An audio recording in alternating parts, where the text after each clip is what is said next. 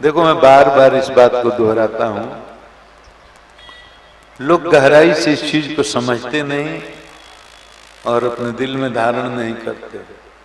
माया का ये प्रभाव, विश्वास करो इस विश्व में कोई भी विश्वसनीय नहीं है, कोई नहीं सकता।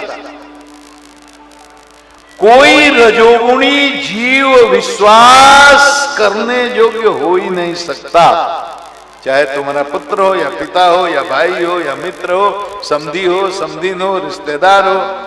तो क्या दुनिया के व्यवहार छोड़ दें? नहीं, व्यवहार निभाना है,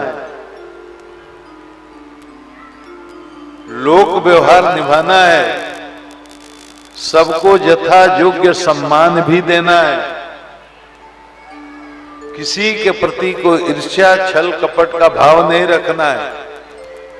लेकिन इस बात को हृदय में धारण कर लीजिए कि आत्मस्थ योगी यानी सिद्ध संत, गुरु और भगवान के अलावा कोई भी भरोसे लायक नहीं है। कोई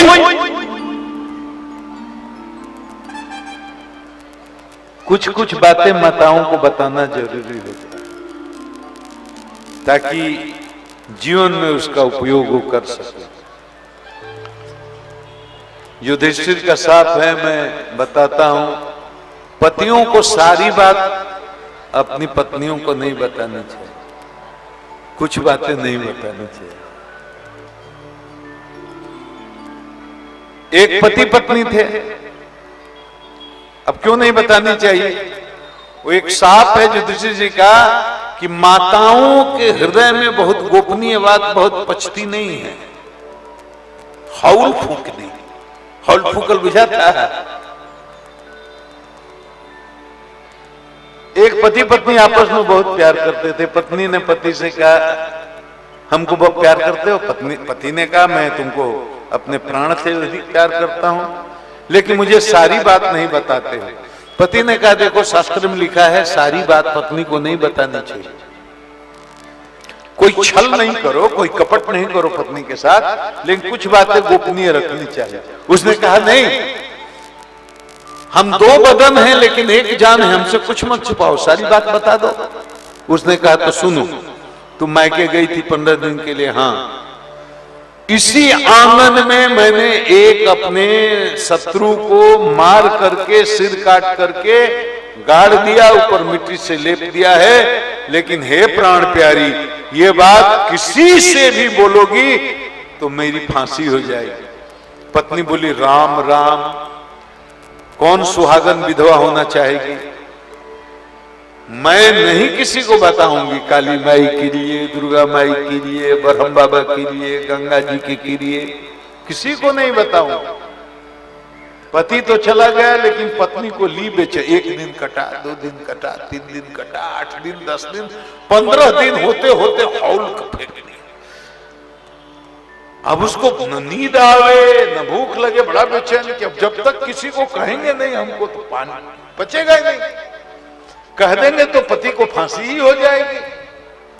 तो अपनी सगी बहन को बुलाया और उसने कहा, देख, एक बात बताती हूं, लेकिन ये बात किसी को बोल दोगे तो मैं विधवा हो जाऊंगी। क्यों? मेरे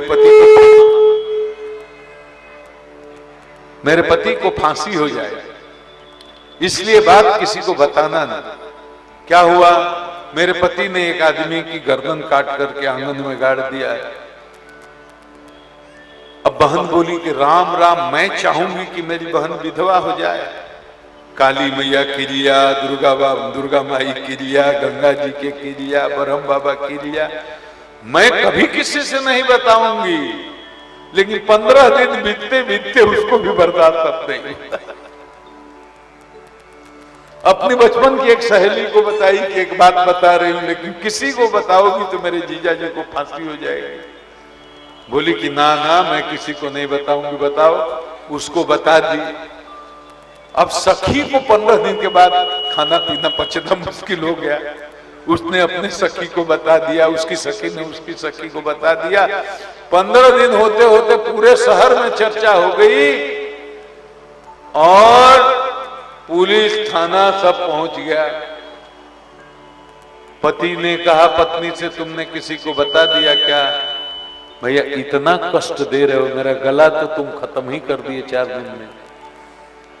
और यहाँ के जो आयोजक हैं वो इतने शीलवान और इतने संस्कारी हैं कि संकोच से मैं उनको कुछ बोलता नहीं हूं। तुमको इतने दिन से झेल रहा हूं, 2 दिन और निभा दो।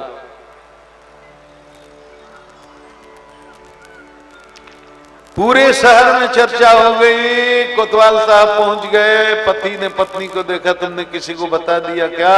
पत्नी कसम खाने लगी, मैं कैसे बता सकती हूँ।